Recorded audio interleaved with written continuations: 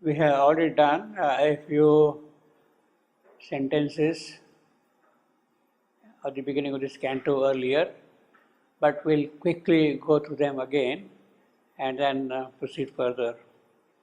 Her husband's corpse on her forsaken breast.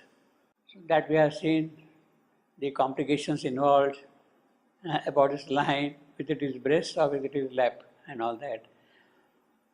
Forsaken breast, forsaken, helpless,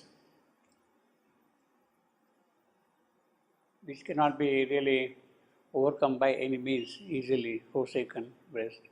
Why forsaken breast? Because Savitri is still human.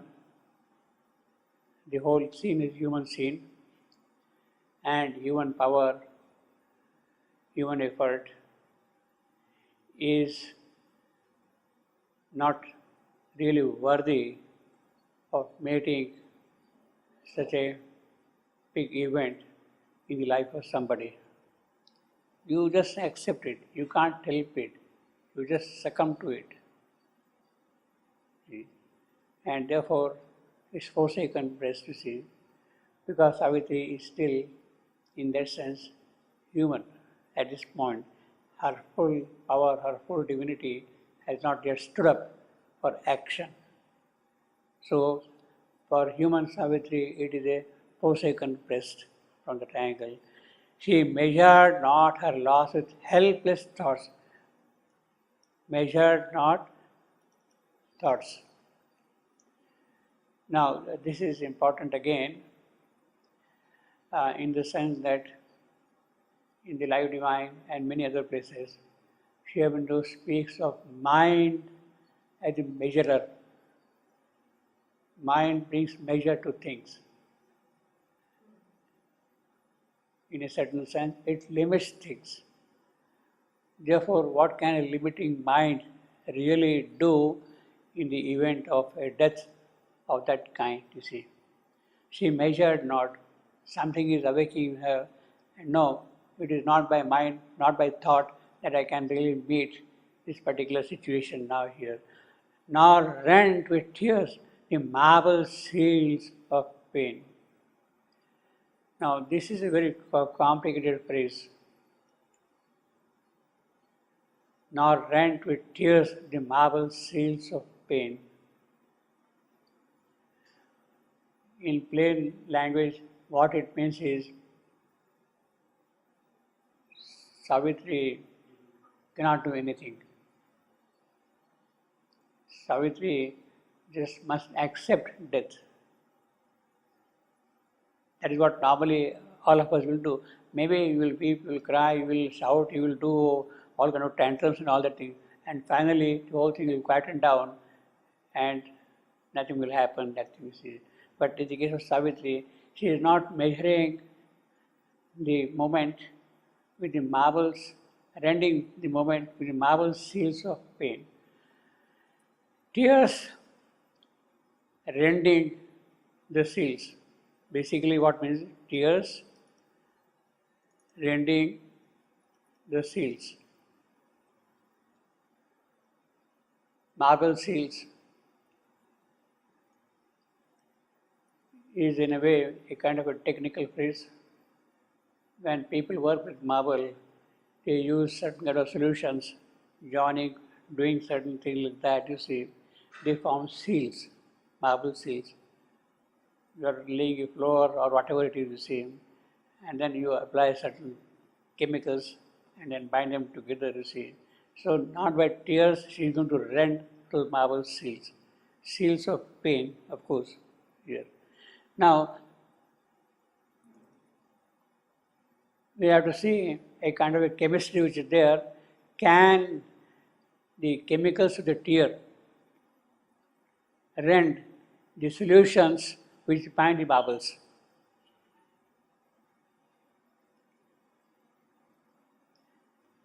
Chemicals of the tears, can they dissolve or break or open out the seals which bind the marbles, you see? That is what it means basically, you see. In other words, nor rent, it is possible for those seals to be removed away. But Savitri is not going to remove those things by shedding tears on them. Now, what are our tears? Chemically. Mostly they are water plus salts, sodium chloride and potassium chloride, mostly you see. But then the tears also contain toxic materials, particularly when you are in tremendous stress. Then the chemistry works in such a way that certain toxic elements are produced and they come out in the form of tears, and then those are rejected from the body. It means that is a kind of a process by which the chemical purification of the body takes place when you are under extreme stress. So in that sense, the tears have a kind of a functional role to play, see. But Savitri is not going to shed a tear at all. She is not going to weep and cry and all that thing at all, see. That is certain. So there is no question of breaking the seals with the help of those chemicals of the tears, you see, in the case of Savitri. Now, one lady, Tiara Thompson, she writes about tears. Scientists distinguish three kinds of tears, which differ from each other by function and also probably by composition.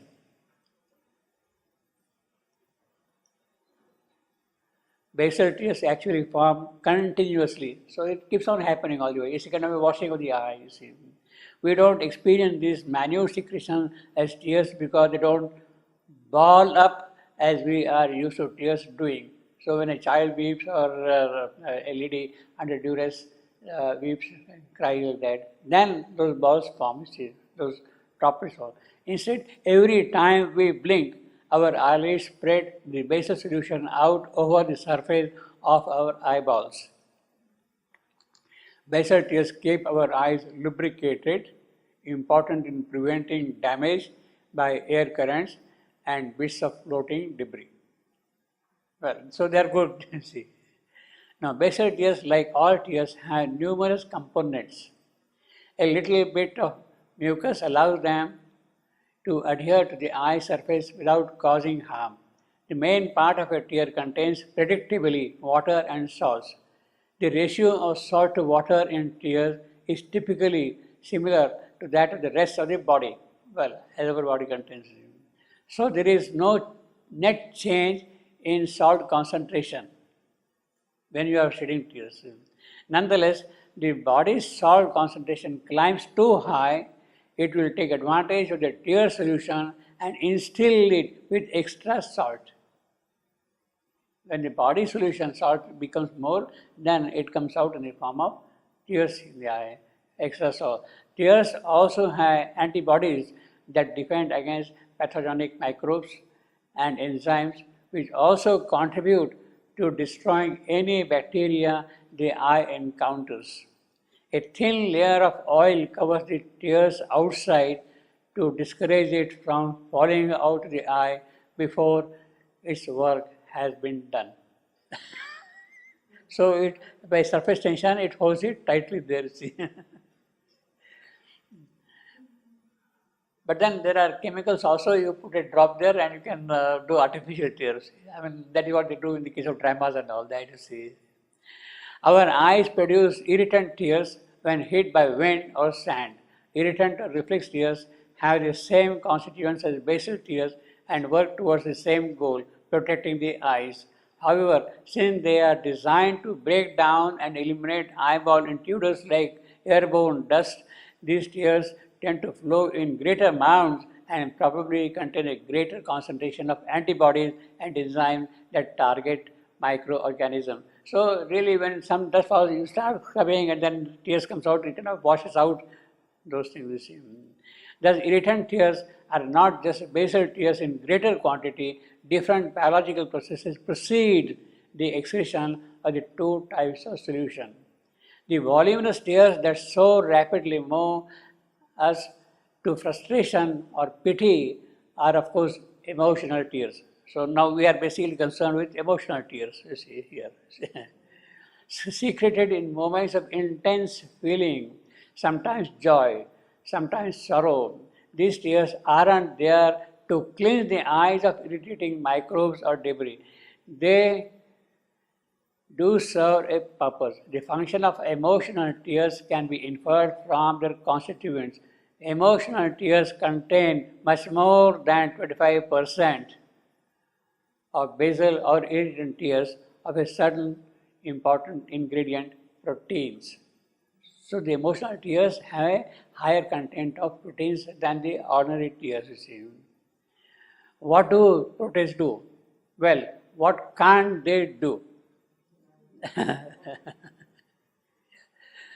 We know very well they can be involved in anything and everything. The proteins found in emotional tears are hormones that build up to very high levels when the body withstands emotional stresses. So this is the function of proteins in these emotional tears, you see. If the chemicals associated with stress did not discharge at all, they would build up to toxic levels that could weaken the body's immune system and other biological processes. So they must come out. These tears must come out, you see. But here, as in other areas, the body has its own mechanisms of coping. We secrete stress chemicals when we sweat and when we cry. Clearly, then, it is physically very healthy to cry. Obviously, very healthy to cry. So when a person is under extreme emotional situation, he must be when he must cry. Actually, that is what they do. When somebody in the family dies and very loving person does not feel emotional, does not feel affected by it at all, is not under stress at all, he is persuaded in some way or the other so that the tears come out and weeps out and cleanses himself from his stresses. This is the thing which is done in families. Clearly then it is physically very healthy to cry. Yeah. Conversely, the state of the clinical depression in which many of the body's self-healing processes appear to shut down, including often emotional tears, is most likely exacerbated of tearless victims' inability to adequately discharge her pent-up stress. It is important, adequately discharge pent-up stress.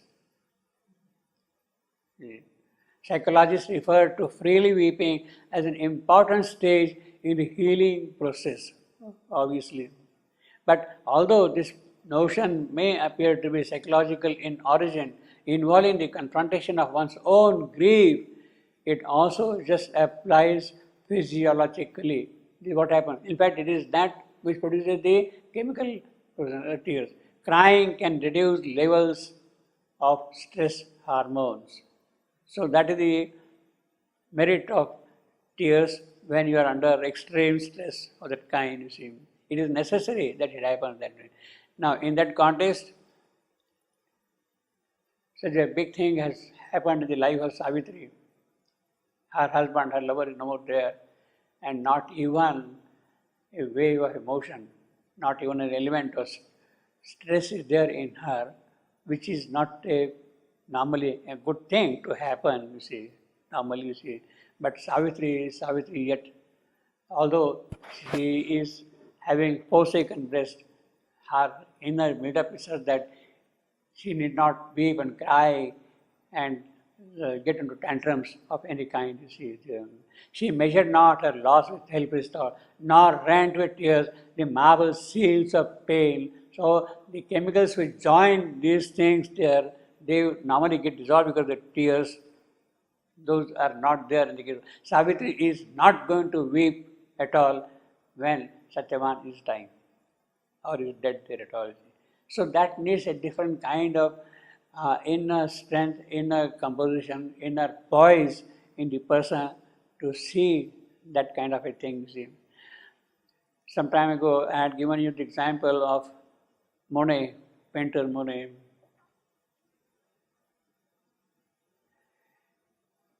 His wife was lying in the deathbed. He's just dead. Normally, an emotional person, a sensitive person, what he do? He will be there, he will weep, he will cry, he will at least express his feelings and emotional things that. But this man gets out of the bed, goes to his studio and makes a painting of hers there. Now that is practically yogic. He has not done any purposeful, intentional yoga, but his aesthetic, his artistic commitment to things has become yogic by itself, that spontaneously it becomes that kind of an act for him. He doesn't go and weep there at all. He makes a painting of his wife there, you see, in the studio, you see, lying in the dead bed. You see. So Savitri rent not with tears the marble seals of pain. She rose not yet to face the dreadful God. She is seeing somebody standing there, and she knows that death has come, Yama has come there. Now, dreadful God,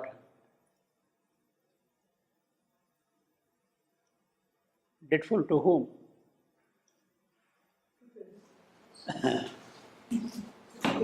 Yeah. Dreadful to whom? Human. Pardon? Human. For her? All of us. Is it for her? Is it dreadful to her? For human Savitri. Certainly he is not dreadful to her. Huh? She rose not. She sees this God is there, dreadful God is there. Now, does it mean that Savitri is looking at the dreadful God there? No. She is not looking at the dreadful God. The dreadful God is there because at this particular moment, although there is a kind of a yogic poise in Savitri, she is able to control all her stresses and weeping and crying and all that kind of a thing, yet she has that element of human in her, and that human element in her sees that person as a dreadful God. Savitri is well poised, composed, and all that kind of a thing at the moment. There is no problem about that, you see. Because she is not measuring the loss with her thoughts, she is not going to weep and cry and that kind of a thing, you see. Yet she sees the dreadful God there. Because she is still, at that particular moment, her full divinity, her full power has not emerged to meet the dreadful God. The moment it comes, he is no more dreadful to her. He will not be dreadful to her. Over the body she loved, her soul leaned out in a great stillness. You see, this is the great stillness, without stir or voice, as if in her mind had died with Satyavan. But still, you see, there you are, he says, but still the human heart in her beat on. Mind is dead. There are no thoughts, nothing. But the physiological function of the heart goes on. It has to go on, you see. Aware still of being dear to her, closely she clasped to her the mute, lifeless form. Again, as I said, lifeless. We have seen now corpse lifeless in the case of Satyavan. As though to guard the oneness they had been, to keep the spirit still within the frame. She wants the spirit to remain in his body. She is guarding that thing, watching there and all that thing. But then something else happened. Then suddenly there came on her the change which tremendous moments of our lives can overtake sometime the human soul and hold it up towards the luminous souls. Now that is the moment now. Now why this moment has arrived? Why in such a great event of the death of Satyavan, this moment is arriving in the case of Savitri? Because she is still, she is calm, she is not measuring her loss with tears and all that kind of a thing. She is not, emotional in the human sense at all, you see. Therefore, she is ripe enough to receive the tremendous moment. It does not happen in the case of ordinary man, you see. It happens very, very rarely. Perhaps it may happen in the case of a person like Monet. I don't know, you see. If you see the description and the way he did, it might have, you see. Which in tremendous moments of life can overtake sometimes human soul and hold it up towards its luminous, yes, so that moment has come, it takes possession of the soul and shows to the soul, yes, this is your luminous source. You look at it, be under it, and it will take charge of you in every respect. So that moment has now kind of prompted her to go to that particular stage, you see, to hold up towards this luminous soul. Now, tremendous moment, what does it do? This moment has arrived, what does it do? It brings, yeah, here he is describing two things. It brings two changes. The tremendous moment is bringing two changes. The first change is the luminous source is shown, of course, and then the first thing, the veil is torn, the thinker is no more, and only the spirit sees, and all is known. This is what that moment has done already. The veil is torn between your soul and the luminous source from which it came. That veil is torn. The thinker is no more. You have gone beyond the mental being. You are no more Manomaya man now. You have gone beyond the mental being and you can have spiritual perception of things. You can step into the occult aspects of all that is going to happen there soon. See. Thinker is no more, only the spirit sees. So everything is now by the spirit. And the moment the spirit sees, obviously all is known. All is known, you see. So that is the first thing. I mean, Savitri now knows what is going to happen. I mean, the entire chart may not be available here, but now she has got kind of a confidence. Yes, the moment has come. Now this kind of thing should happen, you see. All is known. The future is known immediately. The details of the future may not be known, but it is seized immediately by her. Only the spirit is seized and all is known. So there is a kind of an assurance now. The moment that moment arrives, there is a kind of an assurance. Yes, things will be all right, you see, immediately, you see. The veil is torn and the thinker no more, the mind becomes silent. Pardon me? When it says the thinker no more, Yeah. that means the mind becomes silent. No, it's not going silent. It's not just silent mind. It is not there at all. It's not there at all. But the veil is torn, and what is that veil which was torn? The veil, I told you, the veil between the human soul and its source. Oh. In the previous line. So the connection is established. Yeah, that is gone. So naturally there is no question of mind there at all. There is no kind of a silent mind also, nothing. It's all gone. It is only the spirit who is going to see the whole thing. We call it pure consciousness. Yeah. Only the spirit sees and all is known. See, this is the certitude. All is known. The moment the spirit sees, all is known. In other words, this is a kind of present made to Savitri by death. All is known now, the future. Until now it was held back. The death has come, this has happened, the moment has arrived, and Savitri knows now everything. So it's a kind of a gift, kind of a present given to Savitri by, he is playing a positive role in that sense, if you really see it, you see. Otherwise, Savitri would not have known all that thing, what is going to happen. Because this has happened, therefore all is known now. The path is open.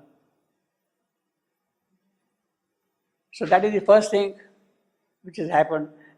And the second thing, tremendous moment, the first thing, all is known by that. Second thing, a calm power seated above our brows. The calm power. It is taking possession of everything. That calm power. It is no more now you or me or my soul or her soul or it is the power now which is taking everything in its charge, in her charge completely. Then a calm power seated above our brow is seen, unshaken by our thoughts and deeds. That power doesn't care about our thoughts and deeds. You see. Its stillness bears the voices of the world, immobile. It moves nature, looks on life. So it is unperturbed, it sees from above everything, looks on life, what is going to happen on that thing you see. A calm power above Savitri's head. Nothing matters now there for her. You can see the face of Savitri herself, you see.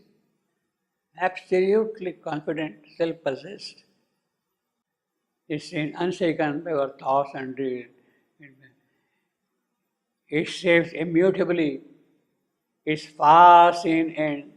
Now this is what it does. It is that power which is going to govern the future. It is going to shape, it is going to mold all the events, all the circumstances. It is going to take charge of it. So this is the big thing which is happening now in the case of Savitri, because in her case, the tremendous moment has arrived. The tremendous moment has arrived for the action now. It shapes, you see, it is not going to simply observe or watch. It is not the work of usual time which is seen by that power, the far ends, far seen ends, not of usual time, but time which is shaped by her. It is going to give the direction to the time. Go like this, do like this, etc. It is time which is being driven by that calm power. It shapes immutably, is far seen, obviously, which is not possible for the thinker to think of. It is beyond the mental capacity. It is the spirit's power. All is known, far seen ends. They come together, see, in that case. Now, still we could ask, what could be the far seen ends? Obviously, in the immediate context, the problem is death cannot take away the soul of Satyavan, and it has to come back. That is the far seen end. One of the ends is that it is already seen, that power. In other words, the power is preparing time, shaping time towards that particular end. You see. But Savitri does not know this. This Only this calm power. She knows. She is going to shape everything now. But she knows this consciously. Yes, of course. Yeah, she knows. That's the great thing. It's tremendous. Yeah. Yeah. See, they were saying that tremendous moment has two elements. One is from Savitri, human Savitri seeing her divine soul. The other one is the power now taking charge of everything. Untouched and tranquil and measureless above our striving will. His gaze controls. His gaze controls. You see, that's the important thing. Turbulent world of things. What is this weeping, crying, joy, happiness, etc.? Nothing. It is now entirely under the control of that strong power, that calm power. You see. And in what way it is going to shape things, in what way it is going to control things, in order to mate with the glory it sees.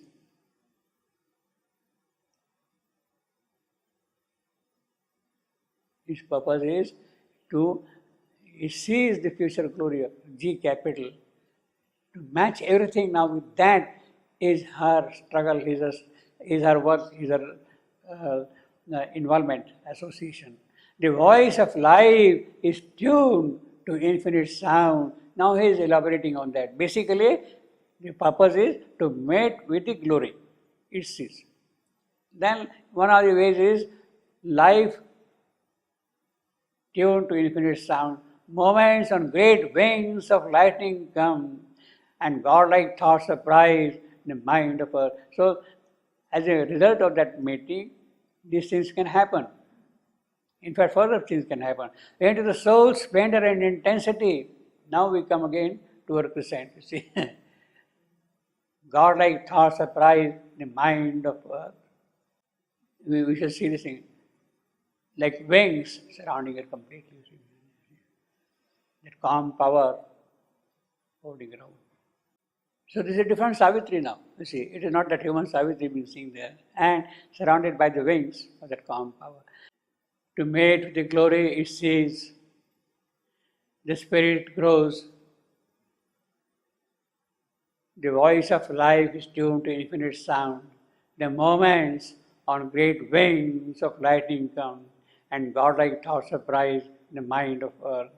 Into the soul's splendor and intensity, a crescent of miracle birth is tossed. Now this is the thing. As a result of these two things, what has happened is there is a miraculous birth in the case of Savitri. Savitri is now awaking, taking birth in a full divinity to meet the hour, you see.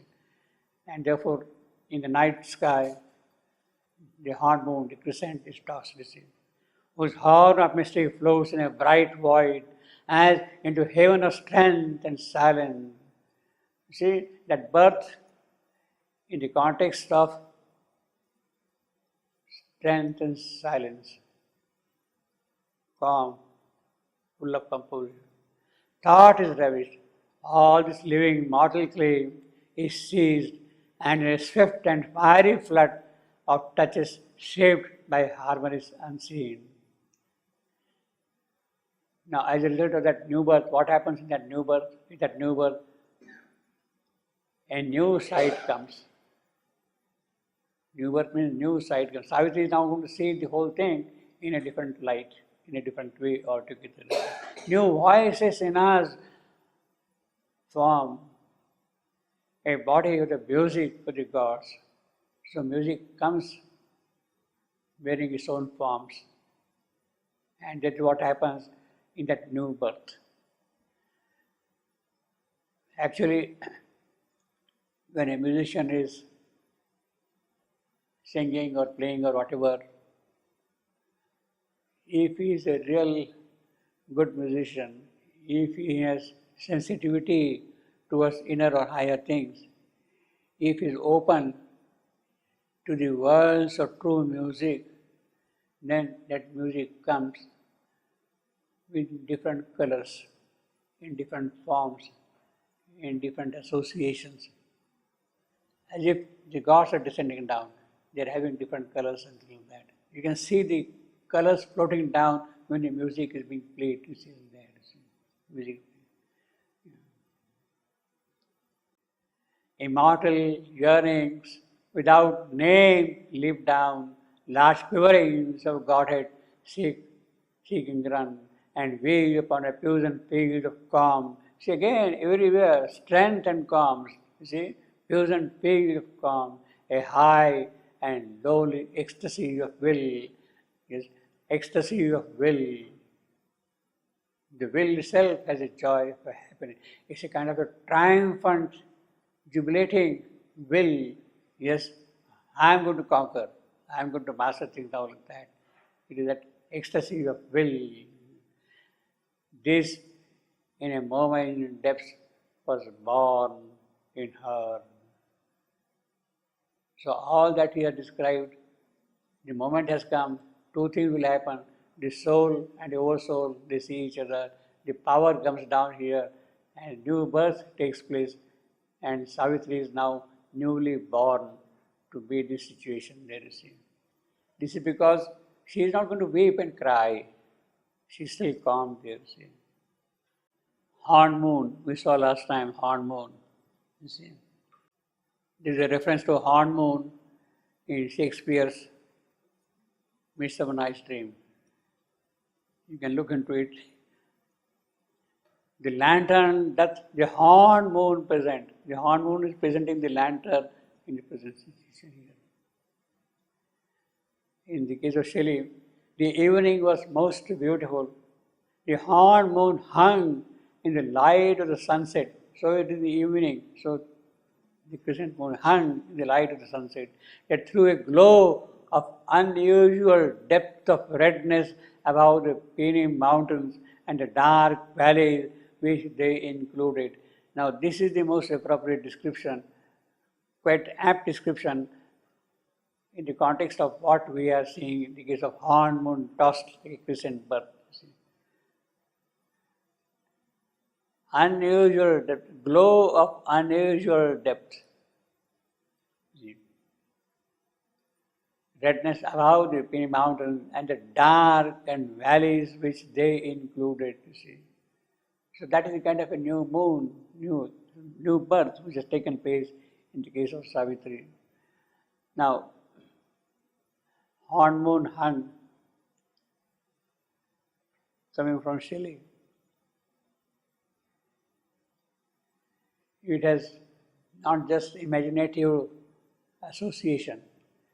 Shelley has great occult depth in his thoughts, in his expressions, in his poetry. Great occult depth. And it is that occult aspect which you see in this one, in the case of the horn moon described by him. Shelley, in one of his letters, Srivendu calls him that he was not an evolutionary being. He was not an evolutionary being. He was an involutionary being. Shelley was an involutionary being. He had taken a special birth to write poetry in English. See. And therefore, because he was an involutionary being, he says, upon the thorns of life I bleed, I fall, I bleed. On the thorns of life I fall, I bleed. That's what happens in the case of the involutionary being, you see. He is not accustomed to our kind of life, you see. So there is an unusual occult depth in this horn moon described by Shelley. And that is what you have here also. A crescent of miraculous birds is tossed, whose horn of a sea floats in a bright void. This is a reference to horn moon by Edgar Allan Poe in his poem Colosseum. The Roman reference is there. Here, where a hero fell, a column falls. About the Roman Empire falling. Here, the mimic eagle glared in gold. A midnight vigil holds the swarthy pet. Here, where the dames of Rome, the gilded hair, waved the wind. So, and now wave the reed and thistle. So this is the fall of Rome, of Roman Empire, where dames of Rome, their gilded hair, waved to the wind. Now wave the reed and thistle. So what has grown there? Wild grass. Here, with the golden throne, the monarch lulled, glides spectre-like unto this marble home, lit by the wan light of the horned moon. So that is the sign of that is the significance of the horned moon, describing the occult aspect of the fall of Roman Empire. The swift and silent lizard of the stones. You see. But there is a very poignant reference to horned moon by Coleridge in his The Rime of the Ancient Mariner, in his ballad, The Rime of the Ancient Mariner. See, I cried, she tacks no more, hither to work as wheel, without a breeze, without a tide. She steadies with a bright keel. The western wave was all aflame. The day was well nigh done. Almost upon the western wave rested the broad, bright sun, when the strange ship drowsed suddenly twixt us and sun, and goes on. And then says, we listen and look sideways up. Fear at my heart as a cup. My lifeblood seemed to sip. The stars were dim. The stars were dim and thick the night. The steersman's face by his lamp gleamed white. Round the sail the dew did trim, till clomb above the eastern bar the horned moon, with one bright star within the nether trip. So the horned moon is there, there is a bright star is tipped there. Now this is the sign, is an omen which is not a very happy one in the context of the mariner, because he has killed the albatross and bad days have come and all his shipmates are dead and all that kind of a thing. They were cursing him all the while, you see. Let me quickly give the reference of the story. I will not read the whole thing, but I will read the passage. At first, the other sailors were furious with the mariner for having killed the bird that made the breeze blow. That is the story of the ancient mariner. But when the fog lifted soon afterward, the sailors decided that the bird had actually brought not the breeze but the fog. They now congratulated the mariner on his deed. The wind pushed the ship into a silent sea where the sailors were quickly stranded. The winds died down. The ship was as idle as a painted ship upon a painted ocean. Painted ship on a painted ocean, still in that. The ocean thickened, and the men had no water to drink, as if the sea were rotting. The very time passed. The sailors became so parched, their mouths so dry, that they were unable to speak. But one day, gazing eastward, westward, the mariner saw a tiny speck on the horizon, some kind of a hope. And then the mariner bit down his arm, then he says, okay, we'll skip it. He was able to moisten his tongue enough to cry out, a sail, a sail. The sailor smiled, believing they were saved. And then what happened?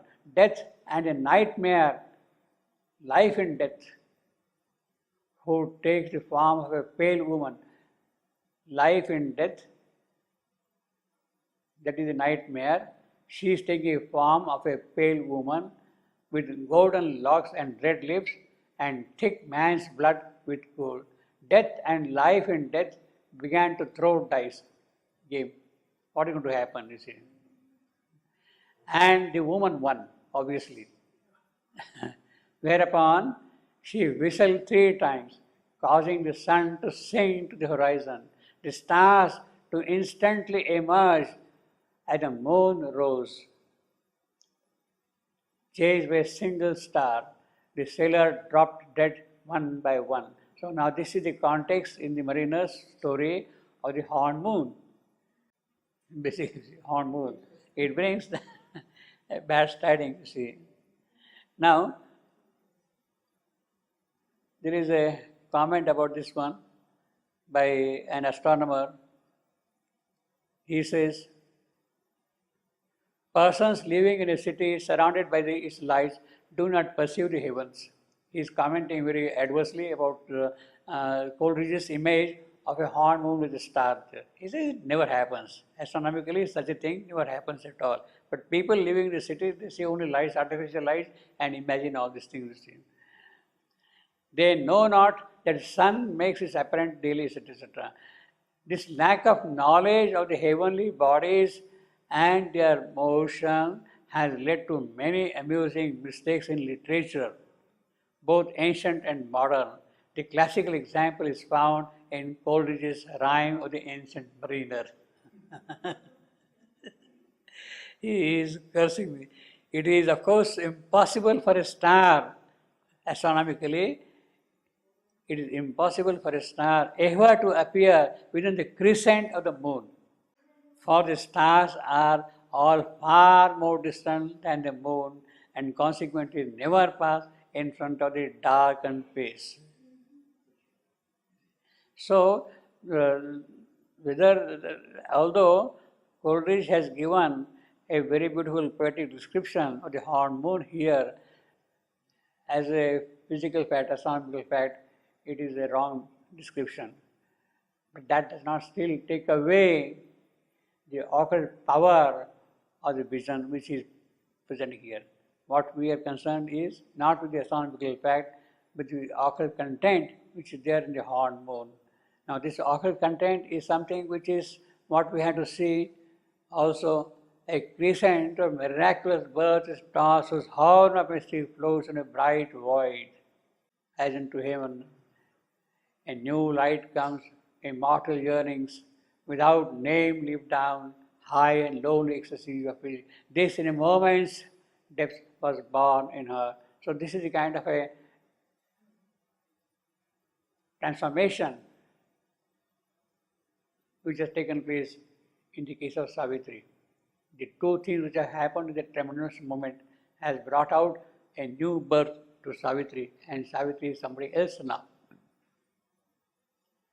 So this tremendous moment comes only in the case of exceptional people, you see, like that, to really be newborn like that in that moment, to be newborn.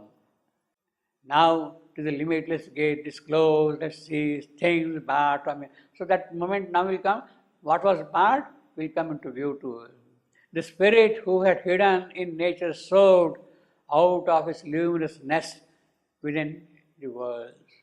Like a vast fire, it climbed the skies of night. That is a tremendous change. Like a vast fire, what? It climbed. Who is that it? The spirit. Thus was the cords of silver oblivion torn, like one who looks up to far heights. She saw ancient and strong as on a windless summit above her, where she had wandered, worked in her lone mind, laboring apart in a soul tower of selling the soul. So she saw, what does she see? She saw what? The source of all which she had seen or wrought, a power projected into cosmic space. She saw basically the slow embodiment of the cosmic aeonic will, of the aeonic will. She saw slow embodiment of the aeonic will. So she is now that will which is there in her, which has been coming, which she has been carrying from the very first birth of us on earth. Since her coming here, it is that aeonic birth, now she is embodied, they have taken the possession of it. The starry fragment of the eternal truth, the passionate instrument of unmoved power. And then a presence was there that filled the listening one. So Savitri sees now that power and that thing, who is there now present? No more that just Yama, death there, but the divine presence itself is present. The power, the divine mother herself is present there. She sees that a presence, so therefore she saw the embodiment of the aeonic will. Who is that aeonic will? That presence. Will the listening word, a central all assumed her boundless life, a sovereignty, a silence and a swiftness, one brooded over abysses. Who was she? Then, as in a choric robe of unheard sound, a force descended, trailing endless lights, linking time seconds to infinity. Immeasurably it girded the earth and her. It sank into her soul, and she was changed. It is that presence now which is there in the case of Savitri, and it is that we will do whatever is to be done. Choric robe. of unheard sounds. Well, in Greek dramas, even in other places, the kind of robes you put on when you are playing for a musical of unheard sound, a force descended. So that force is coming with that robe, that kind of robe, you see, descended, trailing endless light. So just imagine now the robe itself is coming, descending with endless lights. Now, to a certain extent, it is reminiscent of what the mother has described when she was at the age of, when she was 13, that she used to go above the town, up like that, and the robe would stay down, down, down, down, and people will come and touch and feel happy and consolidated. So that choric robe, that luminous robe, that many-hued robe, it is that now which is there around her. It sank into her soul and she was changed. Then, like a thought fulfilled by some great word, obviously when that change takes place, what happens now? That mightiness assumed a simple form. That mightiness, what is that? That mightiness, that refers to that power, that presence. It has assumed a simple form. Her being spaces quivered with its touch. It covered her as with immortal wings. This is what we are saying, the immortal wings. Savitri is covered with those immortal wings in that picture, no? It covered her as with immortal wings. On its lips, the curve of the unuttered truth, a halo of wisdom's lightnings for its crown. On its lips, the curve of the unuttered truth, a halo of wisdom's lightnings for its crown. It entered the mystic lotus in her head. Now it is that power which is entering from above into various centers of Savitri down below. A halo of wisdom's lightnings for its crown. It entered the mystic lotus in her head. A 1,000-petaled home of power and light. So Sahasradala, this is the same above our head. The center with 1,000 petals, which is the center of power and light. So that power now is entering into the subtle center above her head, Sahasradala.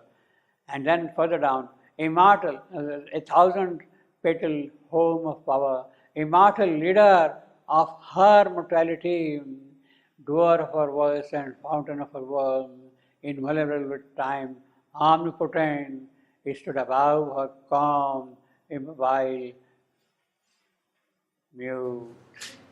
That's why all this happened to her in the night only, in her yoga. Savitri's yoga, Savitri had all this experience. Yeah, Savitri, Again, she is getting the same. now that has to come into action. Again, she is getting all Yeah, that has to come into action, you see. And this is what is happening now in the case of action. She has to come into action, you see. Basically, it's something like saying, to give a very crude example, you are living in peaceful times, but then you don't really just live idly. You see that your army is ready, you see that your air force is ready, you see that your naval forces are ready. Everything is trim and active and in action, everything. They're there always. When they wake up, when they put it, when the enemy comes. When the enemy comes, you see. It is not that you have newly born them. Now they have woken up into action. This is what is happening now. Savitri is kind of waking up in her action with the entry of the divine power starting from her head down below. This is important. You see, it is not human Savitri is going to fight. Human Savitri has lent herself totally to the divine power. She is the instrument of the divine power. I think we have seen that, instrument, earlier, you see. Yeah. And see, it covered her as with immortal wings.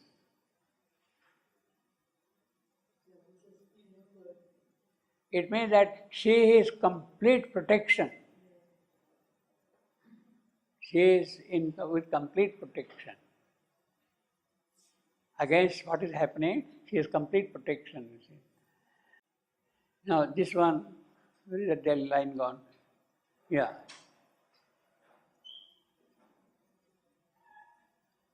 immortal leader of her mortality.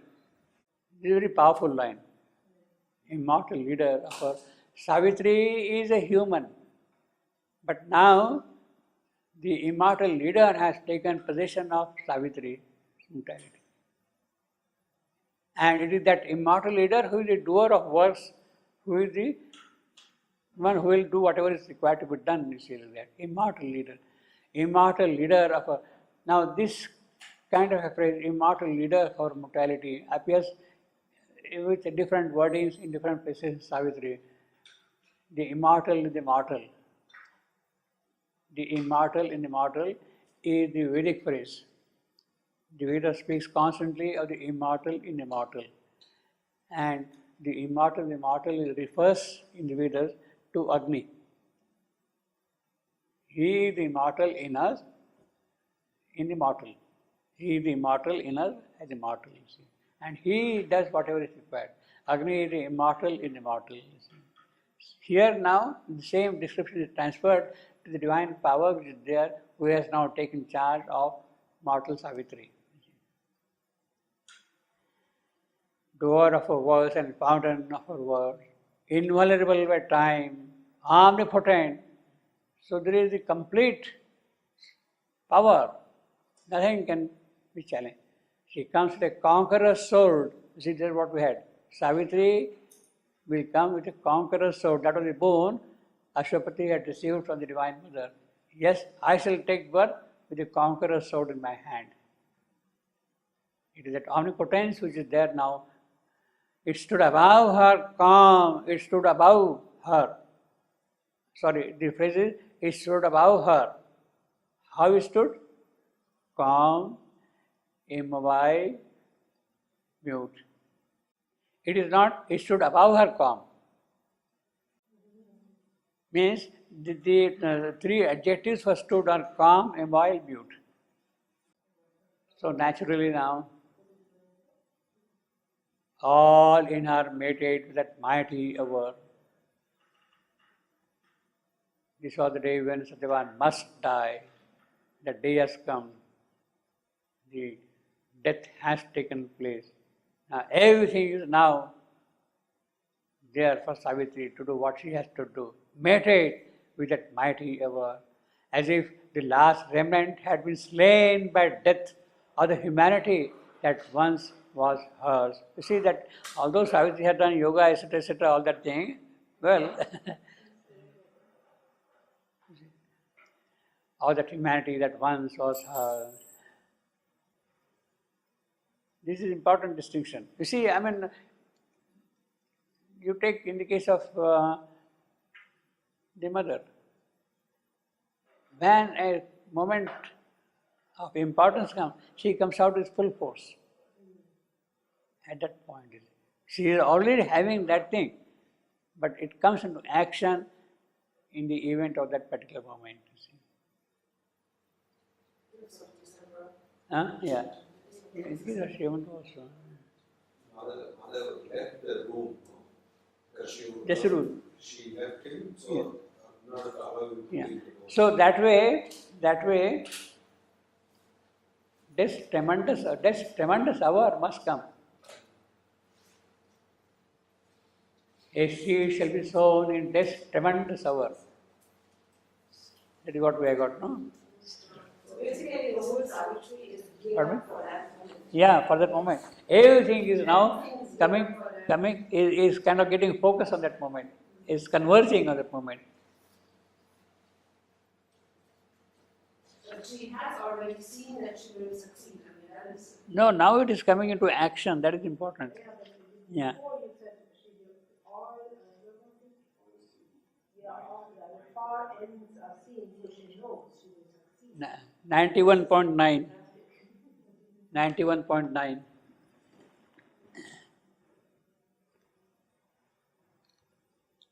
Pardon me? Yeah, okay, yeah. That she knows she will succeed. Yeah. She knows it from that moment. As if the last remnant had been slain by death. So again, that is a positive contribution of death. Although he speaks of as if the positive contribution, the remnant had been slain by death. That's the positive contribution of what? Her humanity is no more there now.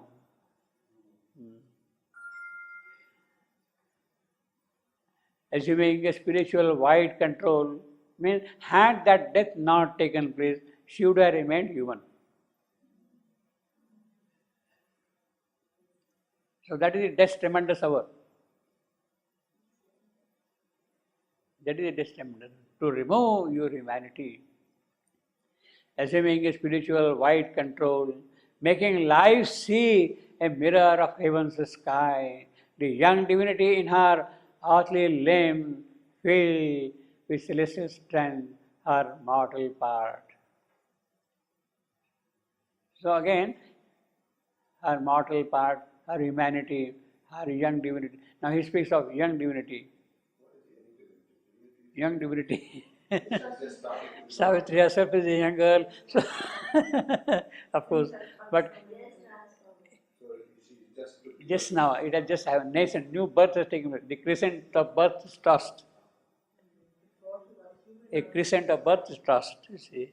New birth has taken place. Therefore, it is young divinity in our case.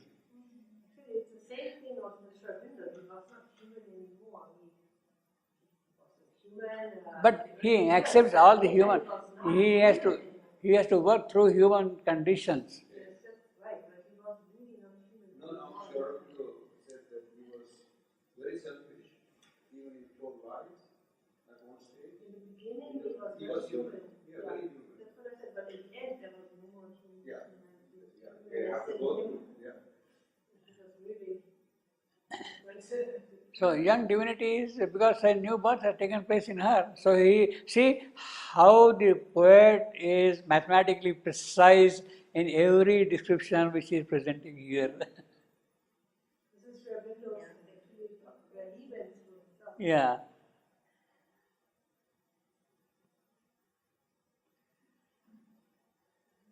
And he says young divinity in earthly limbs, you see.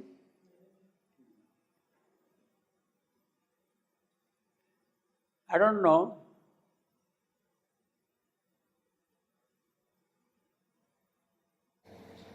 Maybe when Sri Aurobindo realized also whether young divinity in her earthly limbs, whether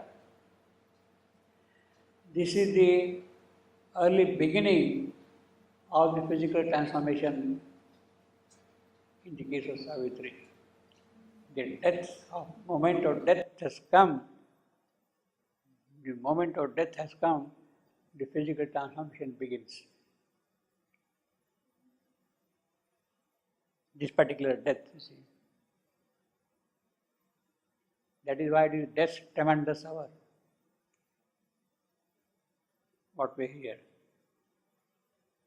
In the case of the mother, we of course know the moment she even withdrew, the process of physical transformation began.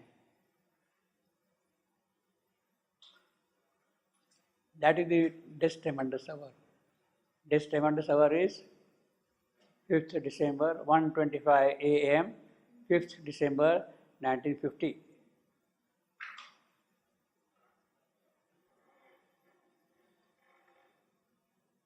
In earthly limbs, the divinity is now taking shape.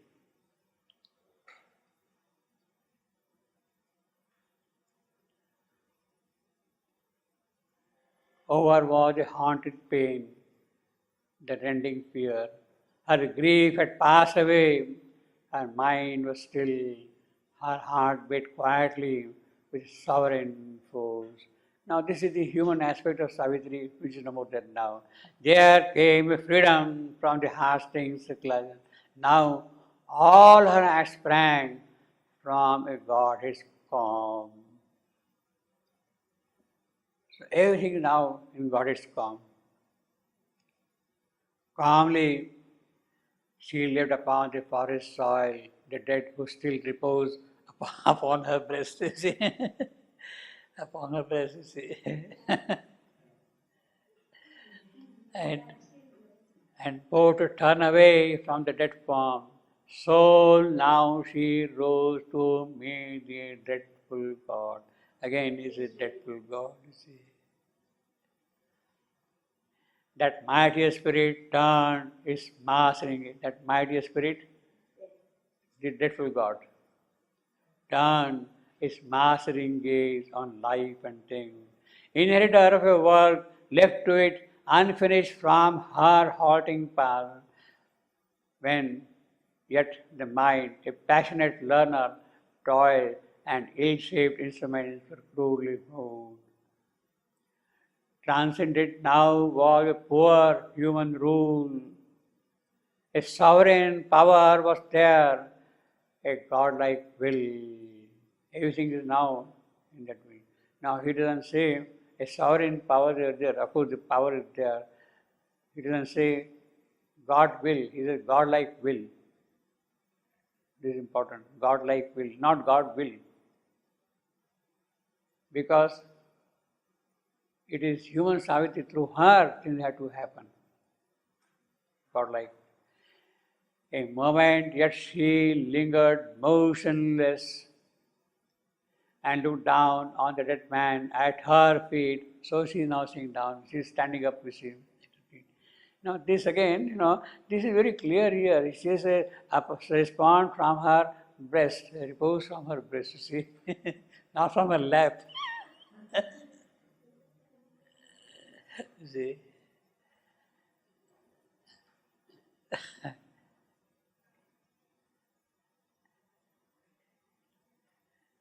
A moment, yet she lingered motionless and looked down on the dead man at her feet.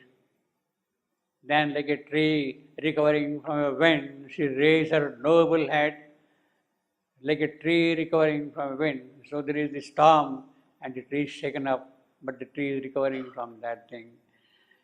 Like a tree recovering from a wind, she raised her noble head. This is a very epic simile. Like a tree recovering from a noble head. It's an epic simile. There is a greatness, there is a grandeur in that. The simile is very simple, but there is a kind of a great grandeur in that simile. You see, tree recovering from wind, she raised her noble head. Now, it has the Homeric touch. Homeric similes are simple like that, straightforward. They are normally longer than what we have. But this has the element of that Homeric simplicity and epic quality in the simile. Homeric turn. Fronting her gaze, something stood there, unearthly, somber, grand, a limitless denial of all being that wore the terror and a wonder of a shame, wore a terror and wonder. Satyavan is crying with pain and intense agony in his head. And he tells Savitri, there is a cleaving headache that has come to me due to this hard work. This is the story of Savitri as in the Mahabharata, the original story of Mahabharata. There is a cleaving headache that has come to me due to this hard work. He was chopping wood. He wanted to finish out the work quickly in the morning so that he can give more time to his beloved. So he was very vigorously, actively working, you see. Hard work. And, oh Savitri, all my limbs are in agony and there is a burning sensation in my heart. I find myself gravely indisposed. Oh, one of few words. Savitri speaks very few words, you see. It appears to me as though sharp spikes are being driven through my head. Come around. I wish to lie down. Oh, blessed and auspicious, as I had no strength to remain standing, let me lie down. And then Savitri, finding him so, immediately went closer to her husband and sat on the ground and took his head in her lap. See? The Sanskrit phrase is Ussangesya Shira. Us sange se shira. She is taking a lap with him. Remembering what Narad had said, that devout woman, observer of the ascetic practices, began reckoning the day, the time, even the hour and the moment. Within a short while, she saw present there a bright person in red attire. Savitri sees a bright person in red attire, with a tiara on his head. Handsome and brilliant, he looked as though the sun god himself had appeared there. Handsome and brilliant, he looked as though the sun god himself has appeared there. His body, dark in hue, was lustrous, and his eyes were blood red. And he had a noose in his hand which inspired great fright. Standing close behind Satyavan, he was steadfastly gazing at him. She, noticing him there, laid aside her husband's head on the ground and stood up with folded hands and, trembling in her heart, spoke in an anxious, longing voice to him. I take you to be some noble god, as you have form other than the human. I see that you are some noble god because you are not a human form. If it pleases you, pray, tell me who you are and what you propose to do, O God. Yama said, O Savitri, as you are devoted to your husband, and as you practice ascesis, great tapasya, I can converse with you. Know me, O virtuous lady, to be Yama. Your husband Satyavan, earth-born as he is, his life is over, and I come to bind him forcibly and take him away with me. Yes, this is what I propose to do. This is what we had, the first conversation between Savitri and Yama in the old story. But the description here is important. His body, dark in hue, was lustrous and his eyes were blood red. And he had a noose in his hand which inspired great pride, standing behind Satyavan, etc., etc. Handsome and brilliant, he looked as though the sun god himself had appeared there. Sun god himself had appeared there. That is important. In the traditional story, Yama is the son of Vivasvana. Vivasvana is the sun god, and it's called Vaivasvana. The son of Vivasvana is Vaivasvana. So, it is as if the sun god himself has come here in your form here. Now, why I am saying this one? In one phrase, that woe, the terror and wonder of his shape. Because there is loneliness and here is black. Both are there simultaneously. The godliness at the same time terror. Both are there. Terror and wonder of his shape. Now, the important point is here, war. Who has worn? The terror one. A limitless denial.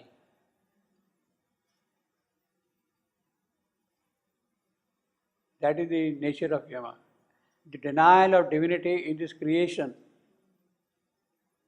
the divine possibilities in this manifestation, the denial of that is his nature here. He is wearing that form now of wonder and terror. Actually, he is the embodied nothingness. Yama is embodied nothingness, as we shall say. Yes. Embodied nothingness is a phrase which comes here in Savitri. He is embodied nothingness. He comes embodied because he has to meet Savitri. he takes the form. He has to present himself in a definite form, in a figure. Therefore, woe, the terror and wonder of a shape. In its appalling eye, the tenebrous form. You see, again he says clearly, tenebrous form. Both the deep pity of destroying gods. Its sorrowful irony curved the dreadful lips that speak the word of doom.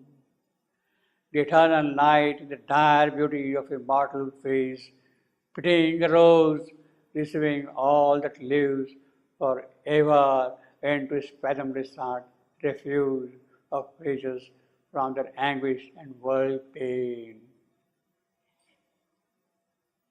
Here is one of the rarest examples in Savitri of a full stop appearing in the middle of a line. Normally all the lines are end stopped and the full stops appear at the end of the scene.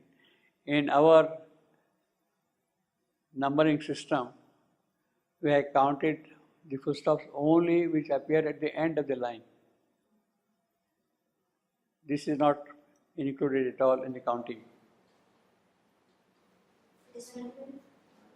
Destroying gods. Huh? Yamanas, he takes the life of human beings. No? He also takes the life of gods. Yes. Destroying gods. Sorrowful irony curved the dreadful lips. No. Destroying gods. Pity or destroying gods. There are destroying gods. Yes, there are all kinds of gods. Kali destroys. There are more gods which are destroying. There are all kinds of gods. Yama also destroys gods. Yes, of course. That is, he says, limitless denial of God. So whatever comes by way of manifestation, you remove it, destroy it. That is his rule. Where is that thing? Why you are afraid of him? No. He takes the lives of human beings. Yeah, he says, look here, something stood there, unearthly, somber, grand, a limitless denial of being, that woe the terror and wonder of its shape. In its appalling eyes, the tenebrous form, that figure, what we have seen earlier here. Both the deep pity of destroying gods. Yeah. See, I mean, they are not happy really to destroy. But that is their part, that is their role. And they pity about this creation. A sorrowful irony. In fact, that is why you have got this kind of an irony.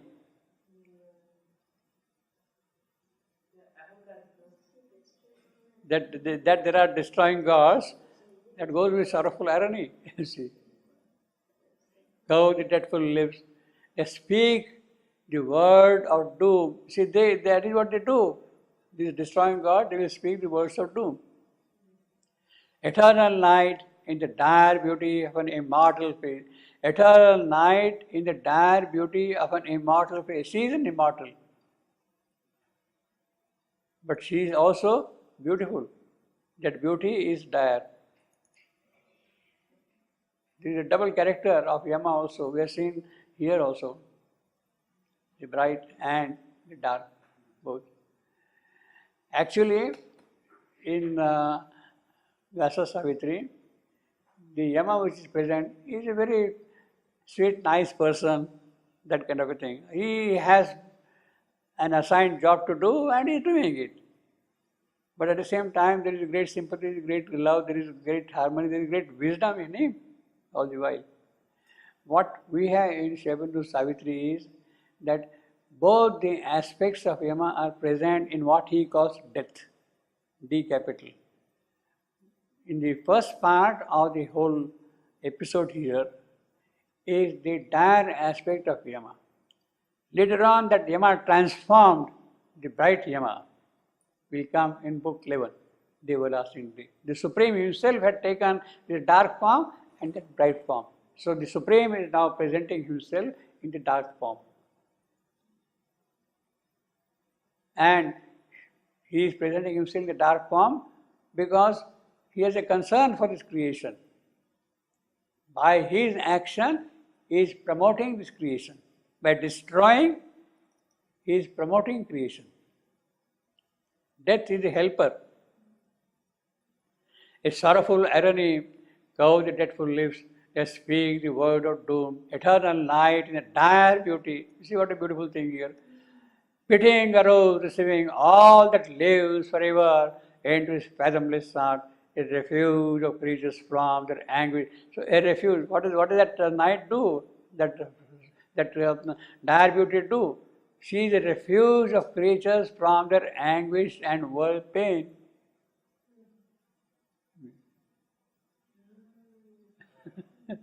Yeah, you struggle, you do this, you do that kind of thing whole day, and then you fall asleep. Everything is forgotten. It's a refuge. The deep sleep is a refuge for you.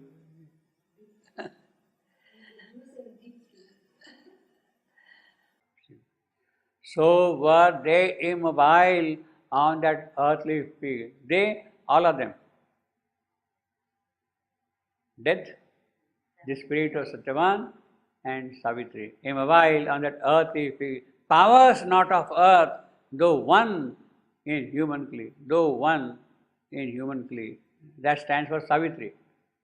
Others are not now of earth. On either side of one, two spirits strove. Silence battled with silence, vast with vast. But now the impulse of the past was felt. Now the impulse of the path was felt.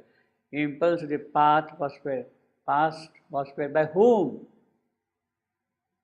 By Satyavan, the spirit of Satyavan. He is standing there. And now things have to move forward. He is feeling the command has come, the order has come. He has to obey that. But now the impulse of the path was felt. Moving from the silent, the supposed star. Moving from the silent, the supposed stars. So this is the whole silence now which is holding up the stars in the sky. Moving the silent, the supposed star. To touch the confines of the visible world. So there's touch the boundaries of the visible world also, therefore. Moving from the silence, the supposed star. Now this is an echo to the last line of Paradiso, Divine Comedy of Dante. He says, love that moved the sun and other stars. Love that moved the sun and other stars. L'amour, c'est move le soleil et l'autre still. Correct? I said correct? Other stars. Love that moved the sun and other stars. See, that's the echo here. Silent, the supposed stars, you see. You can see the echo, the sound also, the rhythm. To touch the confines of the visible world. That is the richness of Savitri. You see, he has drawn allusions from every. Ramayana is there, Mahabharata is there, Nati is there, Homer is there, Shakespeare is there, Tennyson is there, everybody is there, you see. That's the richness of Savitri. Can I ask one question? When he just died and the spirit is out of the body, he does not see his environment at all, or he. No, he is nothing. No, but for example, I mean, he's dead. His spirit is there, that's all. But I often heard people are, when they go out of the body and then they die, No, that, you see. then they can see their body lying down there, Yeah, motionless. that's right. But you see, but who sees that? The person who has come out Yeah, of the who? body. Person, who's, what part of that Body, person? Yeah, but what part of, lies there, yeah, maybe an but accident or that. I understand that, but what part of the person? Who's, Or the mind probably, I No. don't know. it is the vital part of the person, you Okay, see. the vital part, but then you can But here he is the spirit now, he's talking with spirit. But he doesn't see anything No, no, nothing. No, nothing. He is a spirit now. He is come up fully, completely out. Why doesn't he can see He doesn't see the soul. He is not there. the Bible is gone. Huh? The Bible already gone. He's not there at all now. Nothing is affecting him. Nothing is touching him now. But normally it takes 7 He days. doesn't till the remember. Bible He goes. doesn't remember his Savitri. He does not remember his world. Nothing. Yeah, but normally it takes time. It doesn't go immediate. He doesn't remember here. You see, this is the pure spirit which has come out. Then what happened to the vital? Vital. That is separate matter. That may happen. Yeah. He is describing here what the spirit is seeing. So the vital is still in the body, Yeah, it's vital is there. Even the gross physical is still lying there. and the mental is still in Mental is still there. All right. So what? Only the spirit. What is now coming out? In fact, in these such cases, in such advanced souls, even those don't count. They simply disappear immediately. You don't pass through regions like that. You go straight. So the Bible and the mental. Nothing. No. Normally you can see. Yeah. Normally, because you pass through that. You see, when a great yogi withdraws, Sare Gama Pada Ni up there. Ni, that is the last.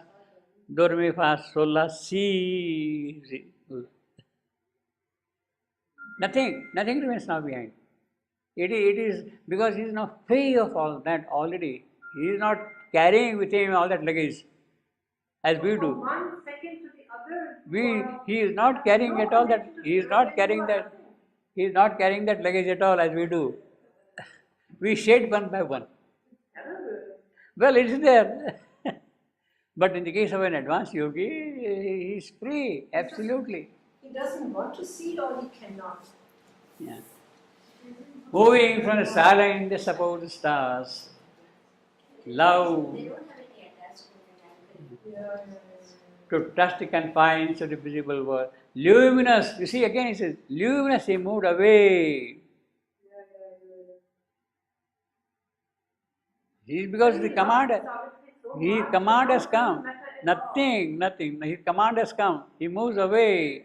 Behind him, death went slowly, which is noiseless state. Now the real, see, until now we had this situation. There is death standing there. There is Savitri there. In between, the spirit of Satyavan is rising. It has rose. And the moment that has happened, and the moment the command has come, then the procession begins. How is the procession?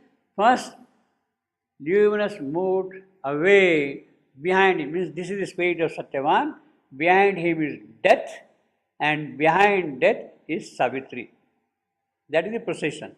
Luminous he moved away. Behind him death went slowly, which is noiseless straight, as seen in dream fields, a shadowy herdsman glides behind some wanderer from his voiceless servant, and Savitri moved behind eternal death. So first is luminous he, then behind him is death, and behind them is Savitri. That's the procession, and which is perfectly understandable. The spirit of Satyavan is there, death is there, Savitri is there. Does he know where he should go? Huh? I thought Satyavan, does he know where he is Nothing going? now, finished.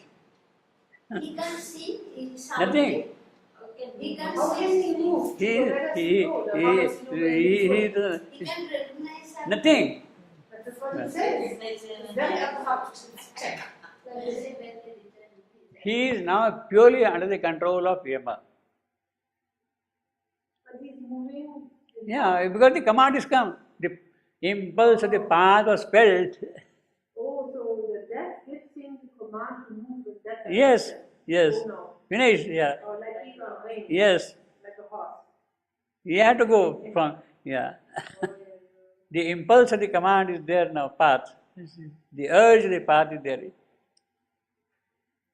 So the procession is the spirit of Satyavan, behind him is death, and behind them is Savitri. As I said, it is perfectly understandable. Between Savitri and Satyavan, who is standing between them? Death.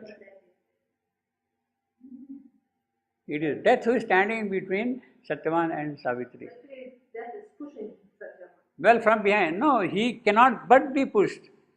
Death is there, he has to now go. And Savitri, therefore he says, Savitri moved behind eternal death. Savitri is not controlling, Savitri is following them. The procession is going like that. So she is now going. Wordless, she travelled in her lover's steps, planting her human feet where his had trod, into the perilous silences beyond. So now you are going to enter into perilous silences beyond.